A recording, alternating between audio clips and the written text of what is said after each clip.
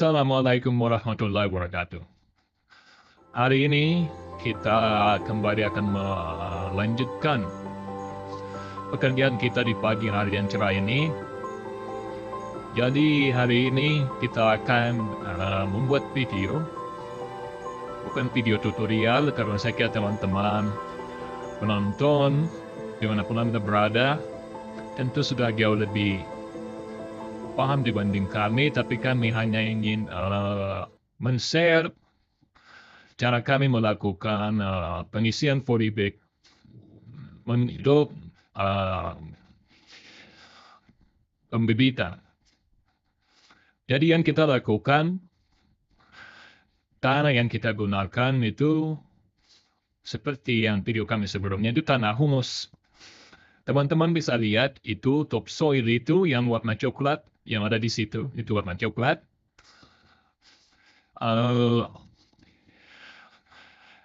Tanah humus ini harus dibuat remah seperti ini, dibuat lembut. Semua bentuk seperti ini tidak boleh dibiarkan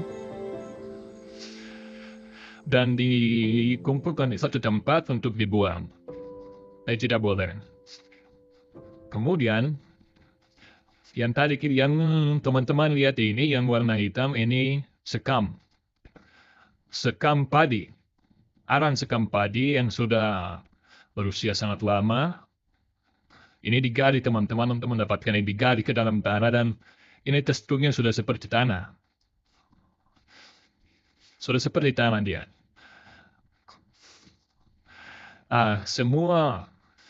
Semua bahan-bahan yang seperti ini, itu jangan dibiarkan masuk ke dalam. Kita harus bersihkan.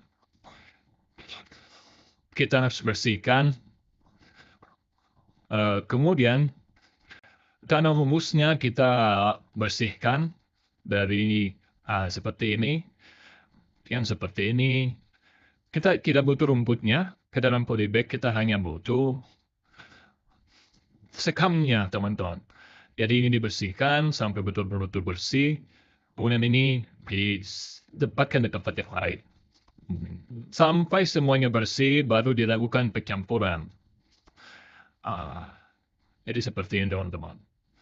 Jangan biarkan membawa bahan-bahan yang kita tidak inginkan masuk ke dalam polybag kita.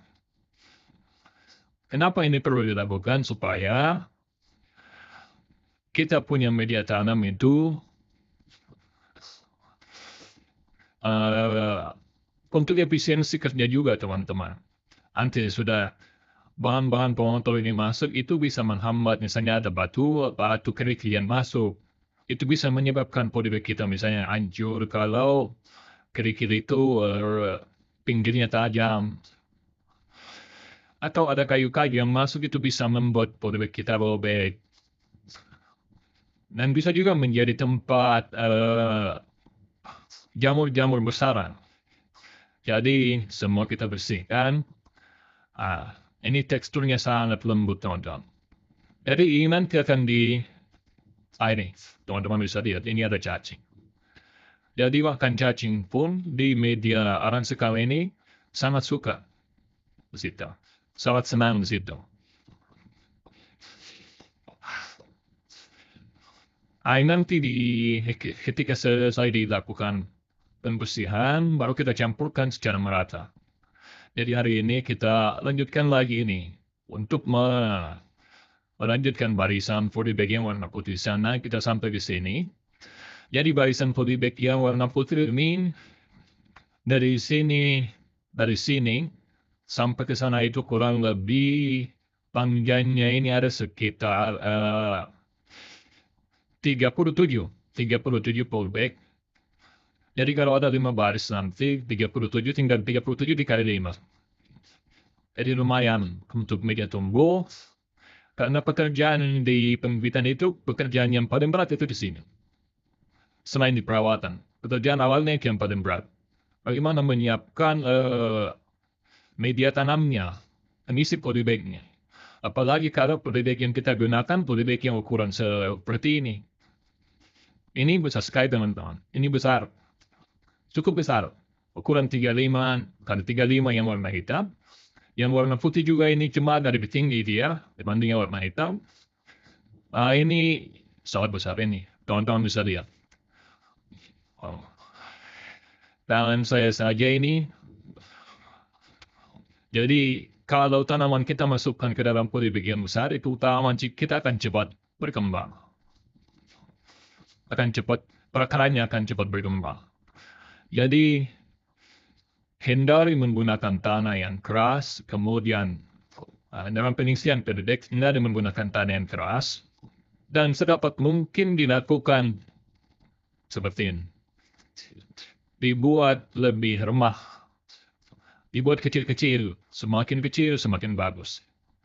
Jangan biarkan ada yang seperti menggumpal seperti ini, dimasukkan, tanpa dilakukan seperti ini. Kita lakukan seperti supaya bisa tercampur merata dengan semua media yang kita masukkan. Selanjutnya, setelah aram sekam tadi ini sudah dibersihkan, maka langkah selanjutnya kita lakukan pencampuran. Cara pencampurannya seperti ini, teman-teman. Dicampur merata. Jika masih ditemukan akar-akar, dibuang. Selanjutnya, setelah arang sekamnya dibersihkan, kemudian setelah dicampur merata dengan tanah humus tadi, maka langkah selanjutnya kita lakukan penambahan material pasir sungai. Pasir sungai sudah kita lihat di sana. Pasir sungai ini akan kita taburkan di atasnya. Seperti yang dilakukan oleh teman kita ini. Dihamparkan secara merata. Pasir sungainya biasanya kita pasang itu kalau 4 ember tanah maka kita pasang pasir sungai 2. Tapi saya lihat teksturnya tanah ini cukup berpasir, makanya pasir sungai yang kita masukkan ini tidak terlalu banyak. Semua permukaan ini kita berikan pasir sungai, kita hamparkan secara merata. Jadi sepertinya kalau saya lihat cukup untuk semua tanah ini cukup kita berikan 3 ember pasir sungai. Nanti kalau kurang kita akan tambahkan. Jadi tidak ada sebenarnya rumus baku, teman-teman. Bahwa harus 1, 2, 3. 1 kompos, 2 pasir, 3 tanah. Tidak mesti seperti itu, tergantung materialnya. Ya. Ini taburkan secara merata. Setelah semua pasir ditaburkan di permukaan, kenapa kita lakukan seperti ini? Penaburan seperti ini supaya proses percampuran sebentar itu tidak terlalu sulit dilakukan, agak mudah dilakukan. Cukup dengan tanah kita campurkan akan merata. Selanjutnya kita akan masukkan kotoran walet.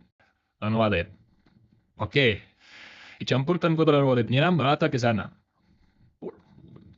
Ini campurkan sampai di ujung sana. Kotoran waletnya kalau kita lihat ini cukup 2 ember sudah cukup.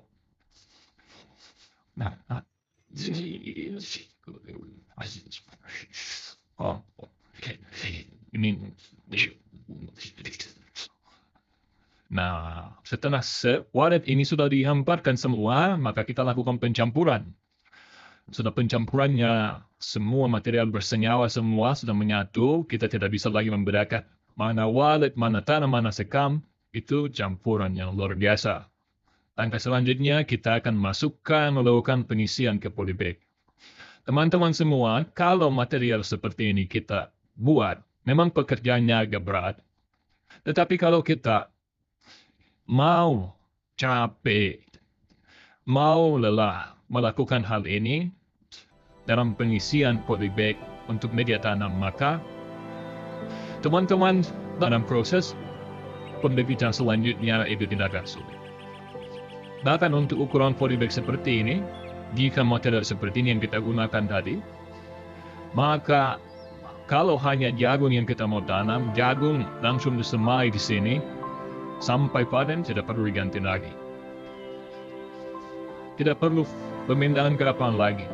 Ini pasti hasilnya luar biasa. Karena kami sudah berpikir,